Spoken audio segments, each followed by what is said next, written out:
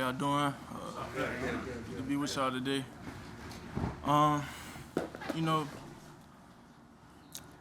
we have a lot of stuff going on in our world right now. A lot of very unfortunate, fatal things and events and deaths. When I sit back and think about all of that, it's what's happened in Buffalo, Uvalde, in Tulsa. Whether it's a grocery store, a hospital, elementary school. Those fear. That's no place of fear. Those are places where fear don't belong in those places. And me sitting here, a big brother, a big cousin.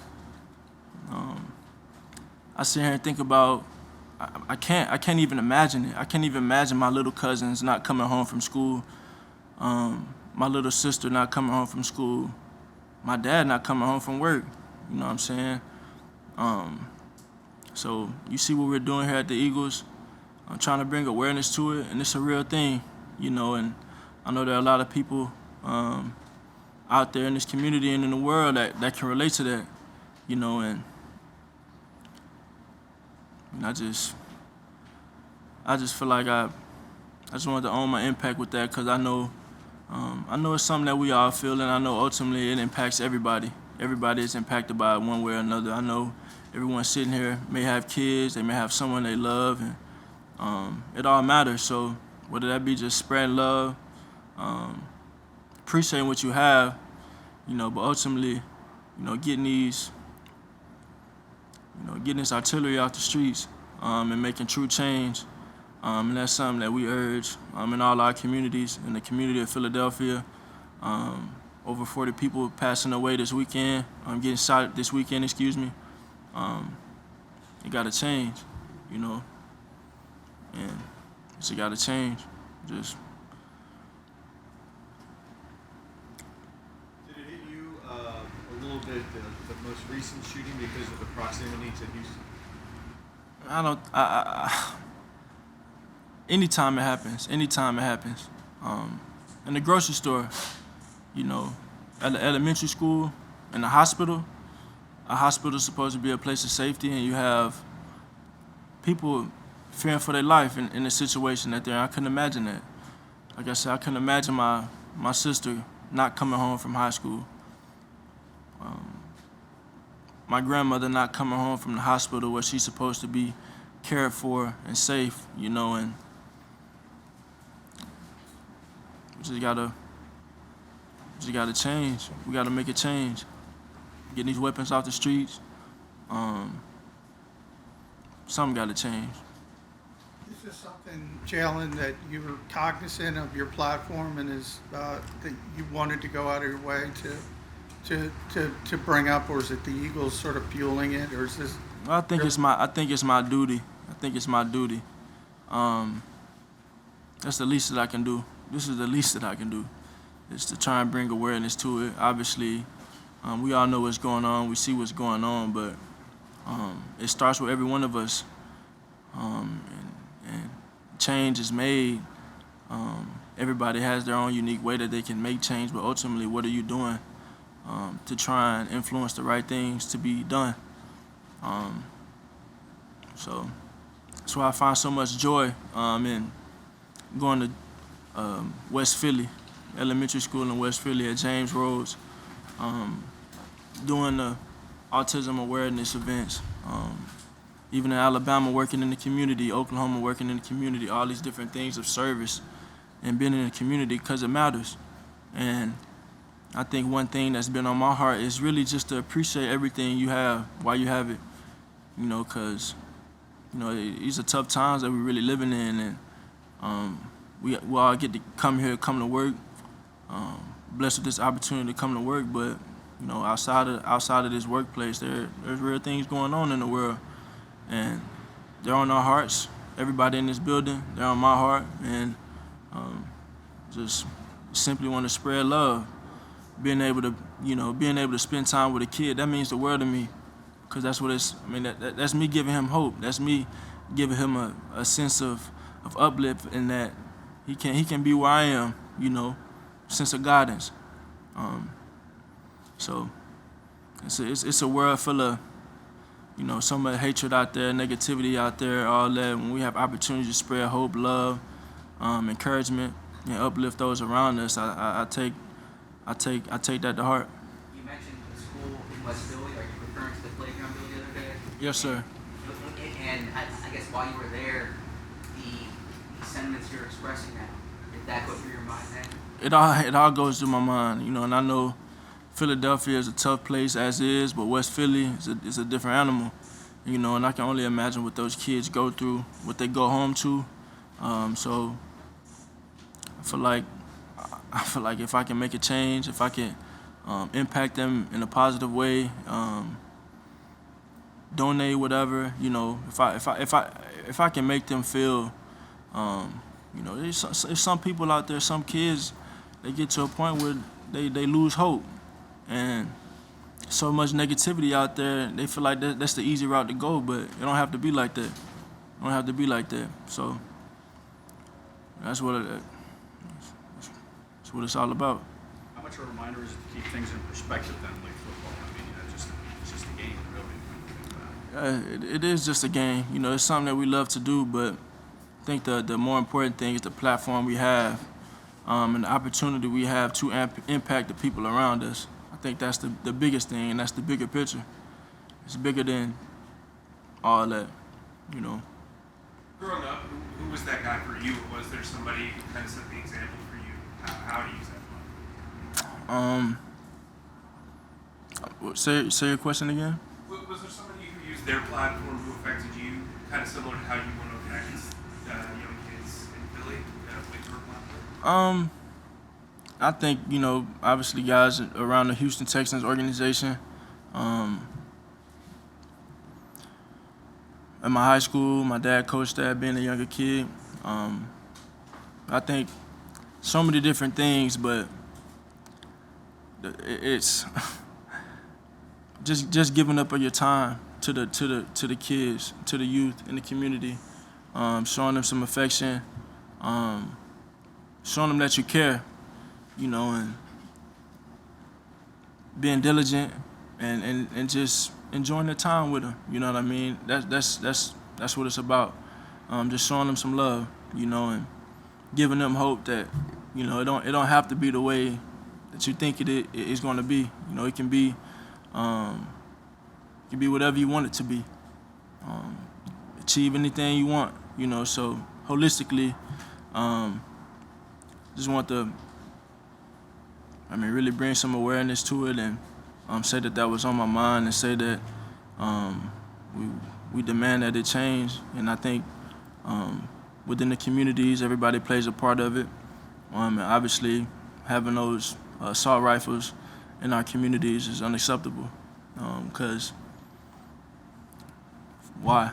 If I may transition to football, AJ was here earlier, and he was talking about you guys developing that chemistry. Today on the field we saw with one he had a break up with one, you kind of overshot him, and he said he told you if you're going to err on the side of overthrowing me. What has your conversations been with him in terms of developing that bond and that chemistry as you guys move forward? Yeah, it's just been conversation. Get on the same page, reps and reps and reps. I think it's been good for us to be out here doing some competitive drills, and I think that'll help us in the end. On the other side, you have Devontae, and this is your second year together, so are you kind of a little further down the line with Devontae in terms of what you guys can do together? I think with the time we've put in, I think the reps we've had, I think that definitely is beneficial for our connection, and I think it'll be good for the football team. I think it's just important for us to continue to stack days on days, whether that be me throwing with Zach, throwing with AJ, throwing with Devontae, Quez, whoever. So, in what ways have you seen the work that you put in this offseason translate onto the field so far? I think the biggest thing is just coming in here. It's my first time having the same coach consecutively, calling plays, being in the same system. So I think that's been very pivotal going into the off season, and as we go throughout the plays, just go throughout the plays and run the plays against our defense, just being decisive out there on the field, knowing pretty much where I'm going to go with the ball based off the look that they give me. So just I think there's a natural maturation there, as I've always talked about. So we're just taking it day by day. How would you characterize Shane Steichen as a play caller? What stands out to you? I think he tries to put guys in positions to make plays. You know, I think there's a lot of consulting going on throughout the week. You have Nick Sirianni, KP, Coach Brian Johnson, and myself. We all getting together talking about, you know, hey, what do we want to do? How do we want to attack this? Put guys in these situations. So it's a collaborative thing, but I think he does a great job, and I'm excited to have him back again. How comfortable are you, Jalen, in that process you just mentioned? As a young quarterback, do you feel comfortable now saying, all right, I like this, I don't like this, I prefer to do this, or giving that kind of input to the coaches? Yeah, I think I've always kind of been that way. And going into this year, just I trust them to put guys in positions to make plays, and I trust everybody on the team to make plays. You know, I think it's my job to just go out there and play point guard, distribute the ball, get the playmakers the ball, you know what I'm saying, and my plays will come.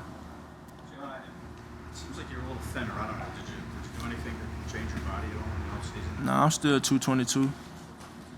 Just repositioned it a little bit, maybe? I guess. Let you tell it. I'm still cock strong now. One of the things Shane was saying to us was that you really didn't have an off season just because you were working so hard during the off season to get better. I mean, is that something you I assume that's probably something you always do, but like, did you kind of take it to another level this off season?